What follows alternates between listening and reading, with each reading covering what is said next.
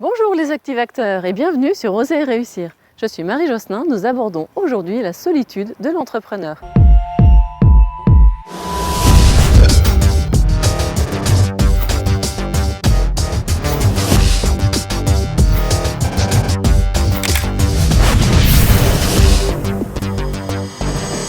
La solitude, elle est insidieuse. Elle prend le masque de l'indépendance, de l'autonomie, de la responsabilité.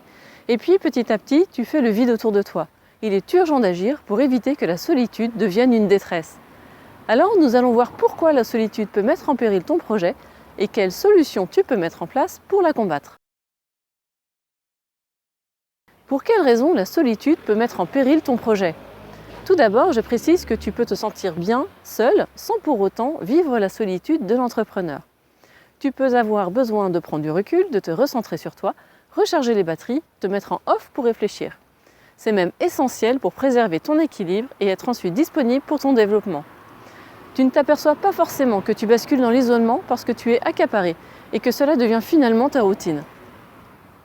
Une de tes motivations pour entreprendre peut être de retrouver ta liberté de décision, d'organisation, de travailler avec qui tu veux. Cependant, tu vas te retrouver rapidement dépassé par le nombre des tâches à réaliser, par les compétences que tu dois maîtriser pour te développer, et parce que toi aussi, tu es vulnérable. Tu risques rapidement de t'épuiser et de faire face à ce qu'on appelle la solitude de l'entrepreneur. La deuxième raison, c'est que tu risques de tout perdre. Quand tu te lances dans ton projet, tu es motivé, gonflé à bloc, tu y mets toute ton énergie. Tu ne comptes plus tes heures pour avoir un maximum de chances de réussir. En général, pour commencer, rien de surprenant quand tu te lances. Le problème, c'est quand tu continues à fonctionner comme ça, au détriment de ta vie personnelle, de tes proches, de ta santé. Tu connais certainement des personnes qui se sont lancées à fond dans leur projet et qui ont fini par tout perdre. Leur relation avec leur conjoint ou conjointe s'est détériorée, ils se sont éloignés de leurs enfants et de leurs proches. Cette situation peut sembler un peu stéréotypée, mais elle touche malheureusement de nombreux entrepreneurs. Ensuite, et c'est le point numéro 3, entreprendre, ce n'est pas une course en solitaire. Tu connais sans doute cette course incroyable du Vendée Globe qui consiste à réaliser un tour du monde en solitaire, sans escale et sans assistance. Lorsque tu entreprends, tu ne peux pas naviguer seul. Si tu veux que ton bateau arrive à bon port, tu as absolument besoin de mettre en place un équipage et de t'entourer pour atteindre tes objectifs.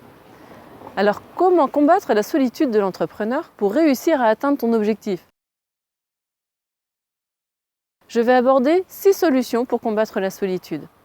Alors, la solitude de l'entrepreneur, elle n'est pas une fatalité.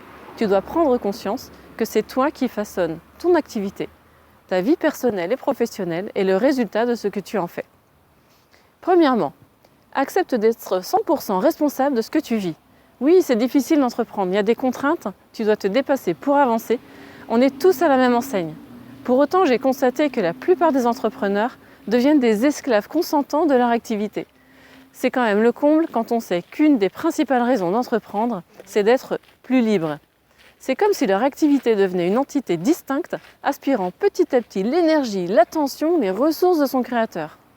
Si tu veux rester maître à bord, c'est à toi de poser les règles. Tu dois mettre ton entreprise au service de ta vie et non l'inverse. Deuxièmement, c'est avant tout une question de gestion du temps et d'organisation. Quand tu as la tête dans le guidon, tu n'es pas disponible pour réfléchir à ta solitude, pour prendre du temps, pour recréer des liens, etc. Tu sais que tu dois sortir la tête de l'eau, mais en fait, rien que cette idée te donne le sentiment de te rajouter une charge ou bien de mettre en péril ton organisation qui est déjà sous tension. Si tu veux être en mesure de changer les choses, il faut que tu trouves le moyen de le faire sereinement. Et ça s'apprend. L'idée livre des entrepreneurs inspirants modifie ta façon de t'organiser. Adopte un mindset 20-80 pour optimiser tes actions. J'aborde ce sujet dans mon article « Comment mieux gérer ton temps et rester zen ». Tu peux aussi apprendre à travailler avec la méthode Pomodoro. C'est ultra efficace pour gagner du temps. Il existe des méthodes qui fonctionnent et qui vont te permettre d'optimiser ton organisation, de dégager du temps et gagner en sérénité. Tu peux aussi déléguer. C'est souvent une étape qui est très difficile pour un entrepreneur, mais indispensable. Ne fais pas de ton surinvestissement un mode de vie. Une fois que tu as mis ces actions en place, tu vas pouvoir planifier des moments clés pour sortir de ton isolement, rencontrer les autres. Tu vas pouvoir vivre et non survivre. J'arrive donc au 3e point qui est organise ton agenda. Pour moi, c'était plutôt contre-intuitif. J'ai mis du temps à l'adopter parce que je suis passionnée et je suis de nature à travailler beaucoup. J'ai eu un déclic en lisant La semaine de 4 heures de Tim Ferriss. J'ai compris que prendre du temps et réaliser tout ce qu'on souhaite, c'est une question de méthode et ça s'apprend. Je ne voulais pas devenir esclave de mon activité professionnelle et ne pas avoir de regrets plus tard. À ce sujet, tu peux lire mon article Réussir sa vie avec 0 regret qui présente les 5 regrets des personnes en fin de vie et c'est édifiant. Ensuite, je trouve que c'est aussi une question de cohérence. Beaucoup d'entrepreneurs sacrifient leur vie de famille au profit de leur activité en justifiant qu'ils font cela pour eux. Alors pour moi, ça c'est clairement du bullshit. Quel intérêt à dire que tu fais tout cela pour ta famille si tu n'es pas avec eux quand ils en ont besoin, c'est-à-dire maintenant. Tu ne peux pas construire un système à l'opposé de ce que tu vises. Ta solitude d'entrepreneur risque aussi de devenir une solitude affective. Si tu es congruent, incarne tout de suite ce que tu veux vraiment vivre. Tu peux apprendre à organiser ton activité différemment autour de ce qui est essentiel pour toi. Quatrièmement, change de cadre. C'est tellement confortable de rester chez toi, mais tu risques de vite tomber dans des routines qui vont endormir ton énergie, ta créativité, ta motivation. Échappe-toi régulièrement.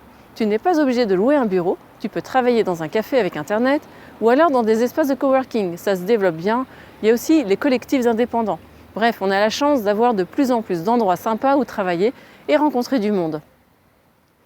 Enfin, cinquièmement, reste en contact. Le monde est ainsi fait, c'est à toi d'aller vers les autres pour garder le lien. Vois des personnes qui vont te motiver, te soutenir, partager avec toi de manière constructive. Entretiens ton réseau, échange avec des pairs, intègre des groupes d'entrepreneurs ou avec des gens également qui sont dans la même situation que toi, c'est hyper important. Sur les réseaux sociaux, il y a des groupes Facebook d'entrepreneurs ou des groupes dans le même domaine que ton projet. Cela peut aussi t'aider, mais surtout, vois aussi les gens en vrai.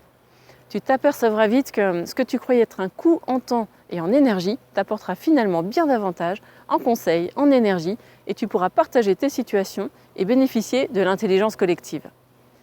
Fais du sport, maintiens tes activités de loisirs, c'est un excellent remède contre la solitude. Ce n'est pas toujours facile de t'extraire, mais cela t'apportera un équilibre.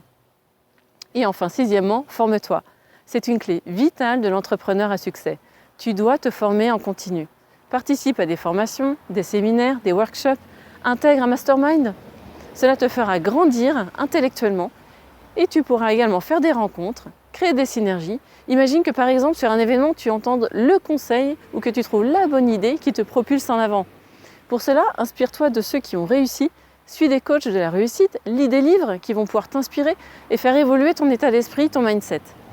Et enfin, évidemment, passe à l'action. Sinon, tout cela n'est que du vent et si tu ne l'expérimentes pas. Voilà, tu as les clés pour vaincre la solitude de l'entrepreneur. Si tu as apprécié, laisse-moi un commentaire. N'hésite pas à partager. Tu peux cliquer sur le pouce, abonne-toi et clique aussi sur la petite cloche pour rester informé des prochaines vidéos. Je te dis à bientôt et on se retrouve sur le blog. Bye!